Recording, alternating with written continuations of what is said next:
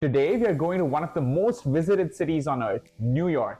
Hey guys, welcome back to another video. In this series, I want to take you guys along on a 10,000 step guided tour of some of my favorite cities in the world. So I started my day in Central Park. It is the most visited urban park in the United States with an estimated 42 million visitors annually. Now, a lot of people believe that Central Park is an untouched natural reserve since the city was established. However, that is not true. In 1857, landscape architects Frederick Law Olmsted and Calvert Vaux won a competition to design the park. Unlike many of the other designs that try to integrate Central Park with the surrounding neighborhoods, they proposed a design with a clear separation. Existing structures, including a majority black settlement called Seneca Village, was removed to make way for the park. The park's first areas were open to the public in 1858, and the park was completed in 1876. Today, the park is a refuge for New Yorkers and tourists looking to get away from the noise and chaos of city life. My next stop was the Plaza Hotel, located right next to the Grand Army Plaza on the southeastern side of Central Park. It is a French Renaissance-inspired chateau-style building that was designed by Henry Hardenberg. The hotel has been associated with the wealthy and celebrities since its opening in 1907. It featured prominently in the movie Home Alone 2. So producer Chris Columbus said that Donald Trump requested a cameo in the movie in return for allowing the film crew to shoot in the lobby while he still owned the hotel. You can exit the plaza on 5th Avenue. This section of 5th Avenue is consistently ranked as one of the most expensive shopping streets in the world. A short walk south brings you to the Rockefeller Center, which is located on 50th Street.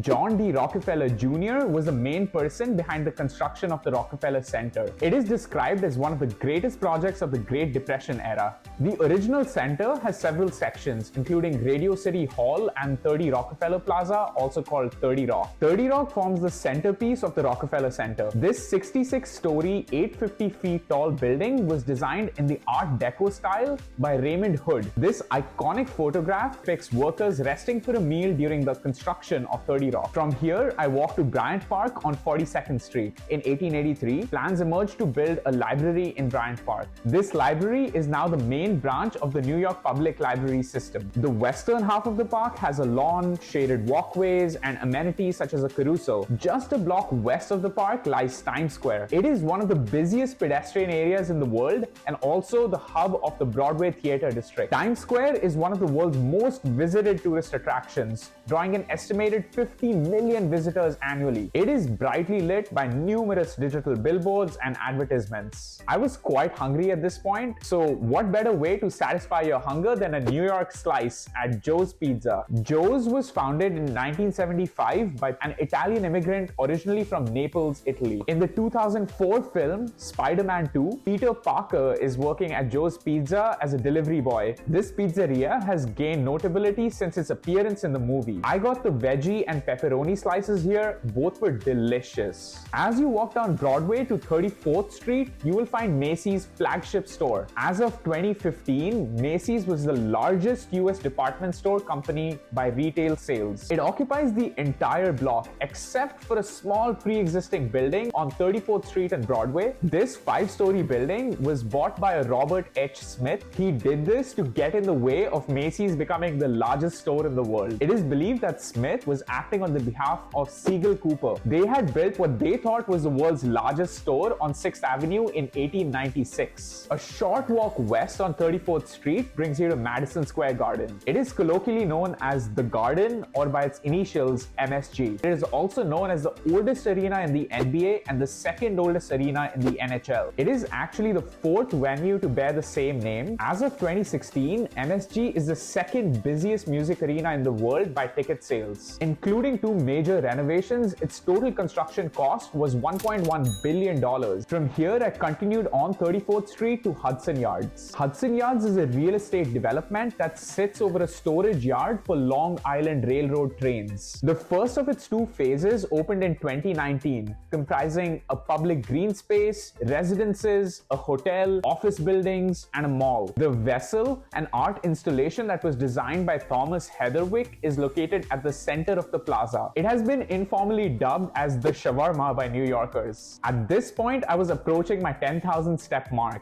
What better way to end the trip than a walk through the beautiful High Line? The High Line is a 1.45-mile long elevated park built on a disused section of the New York Central Railroad. Originating in the Hudson Yards area on 34th Street, it runs through Chelsea into the meatpacking district. Since opening in June 2009, the High Line has become an icon of American contemporary landscape architecture. The park became a tourist attraction and spurred real estate development in adjacent neighborhoods. Taking in New York's sights and sounds at the park was a perfect way to end my tour. There is obviously a lot more to see in New York City, which I'll be covering in my future videos. I hope that this video motivates you to put on your walking shoes and explore your favorite cities. You never know what hidden surprises await you at the next corner. If you want to continue watching, click here for my latest video. Let me know in the comment section what city I should visit next. Hit the like, share, and subscribe buttons if you found this video interesting. Till we meet again, adios.